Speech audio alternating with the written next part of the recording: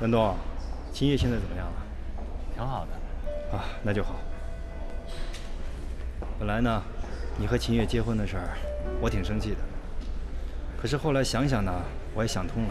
我毕竟和秦叶没什么关系了，我无权干涉你们的生活。啊，谢谢。其实当时我也挺为难的，不知道该怎么跟您说嘛。过去的事情就让它过去了。啊，今天呢，我主要是找你来谈谈工作的事情。我想让你来我们公司做这个外联和接待。如果你愿意的话，就来我们公司上班。工资的待遇呢，和部门经理一个样。啊，真的啊，太谢谢了。如果你真的感谢我，你就帮我做一件事情。您说，只要我能做到的，我一定全力以赴。好，来，走。哎，帮我保住秦月肚子里的孩子，给他做做工作，让他把孩子生下来，交给你。啊，不，这事儿好像不太好办吧？这保住孩子是没问题，因为秦月说了，死都得保住孩子。但是交给您，您想，毕竟他是孩子他妈，然后这孩子要从他身上掉下来的肉，是，我知道难度很大，所以我才来找你呀。你想想啊，你跟秦月是夫妻关系，那孩子跟你没有任何的血缘关系，你可以从这一点给他施加压力呀。再说了，秦月我了解呀，她如果爱上一个人，她可以为这个人牺牲一切。你又是她的丈夫，是吧？你可以给她提出这个要求嘛。是，但是您这个我真没法说，您看。哎呀，不是，我不是让你逼她，你可以策略一点嘛。魏总，您太为难我了。杨东，那你以为我就不为难吗？啊，我跟你说句心里话啊，杨东，我跟赵元一直想要一个孩子，可是赵元呢，他年龄大了，怀不上孩子。你说我，哎呀，我就这么跟你说吧啊，秦月肚子里的孩子是我们俩唯一的希望，啊，我们跟你们不一样啊，你们正当年还年轻，将来秦月把孩子生下来给我，啊，你们还可以再要一个，是吧？我不一样，何况我爸妈就我这一个独苗，你说这孩子对我意味着什么吗？那成，那您看这样行不行？我试探性的跟他说一下。哎呀，杨总，那谢谢你啊！事成之后，我一定好好的报答你。哎，不用，像您说的，您毕竟是孩子他爹嘛。啊，好，杨东，你再帮我办一件事啊，帮我呀盯住那孩子，一旦出现什么事儿啊，第一时间都告诉我。啊，这您放心吧。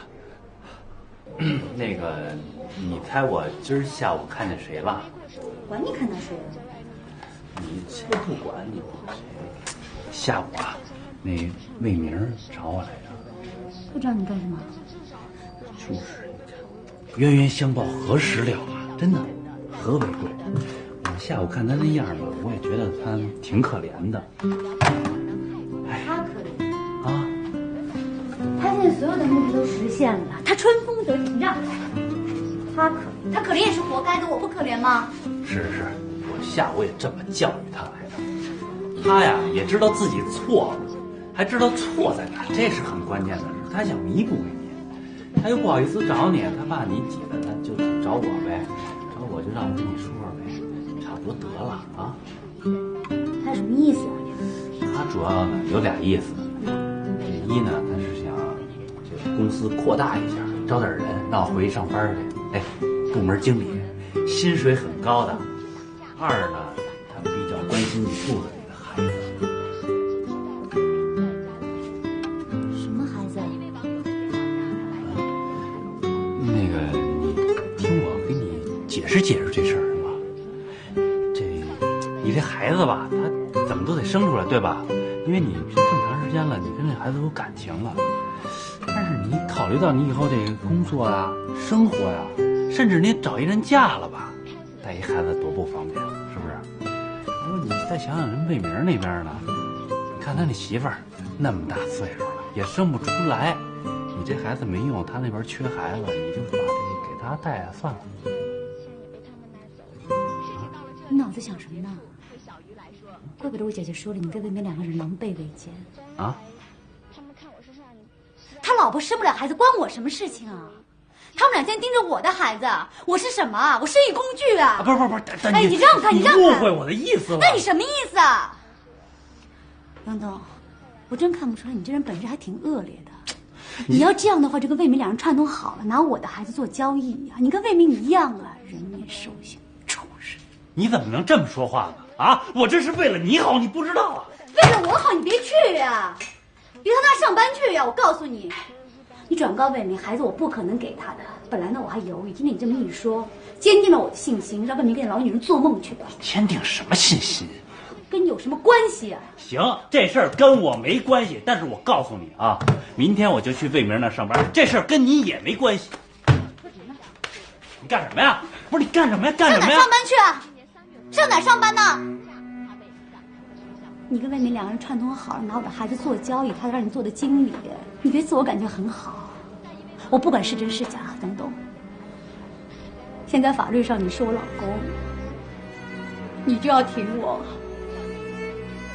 如果说呢，你去那上班的话，就是让魏明和魏明的老女人看我的笑话，你在接我的上班，懂不懂啊？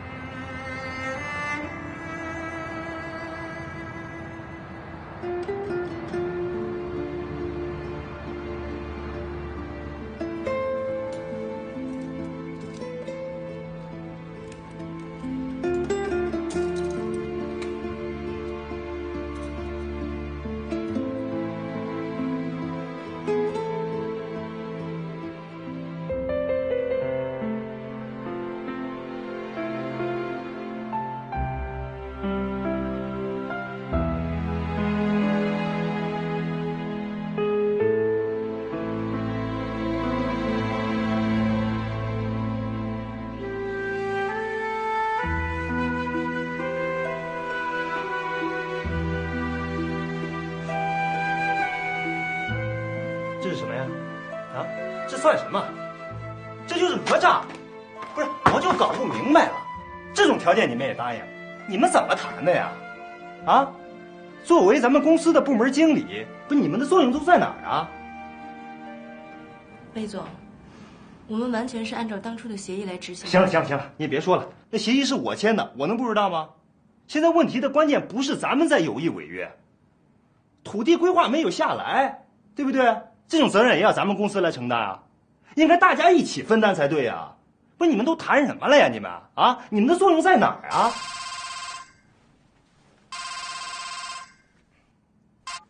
喂，啊，你稍等一下啊，你们都出去吧。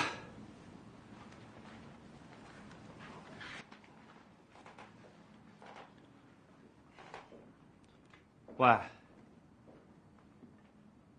什么？在哪儿？在医院？你再说一遍。